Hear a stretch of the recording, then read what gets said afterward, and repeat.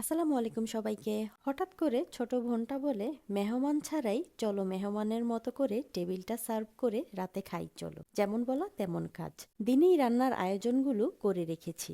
সন্ধ্যার মধ্যেই রান্নাগুলো একে একে করেছি। পোলাওর সাথে করেছি বিফ শামি কাবাব, আর এখানে চিংড়ি ফ্রাই করেছি। আর এই দিকে আছে খাসির রেজালা। যেহেতু গেস্ট নেই, সবকিছুই অল্প অল্প করে করেছি। আর কয়েকটা হাঁসের ডিম ভুনা করেছি। তার সাথে সালাদ তো আছেই। আর এইদিকে ২টা আস্ত মুরগি রোস্ট করে নিয়েছি, যেন ছোট বোনটার কাছে নিজেকে একটু ভিআইপি ভিআইপি মনে হয়। যাই হোক, একটু মজা করলাম। আর করেছি বাবুর্চি স্টাইলের শাহী ভেজিটেবল। এই তো আমার রাতের রান্নাবান্নার আয়োজন ছিল। একটু ঠান্ডা আবহাওয়ায় এই রকম খাবার খেতে কিন্তু ভালোই লাগে। এই তো আমার মেয়েকে এখন খাইয়ে দিব রোস্টার ভেজিটেবল দিয়ে। আজকের মতো বিদায় নিচ্ছি। সবাই ভালো থাকবেন। আল্লাহ হাফেজ।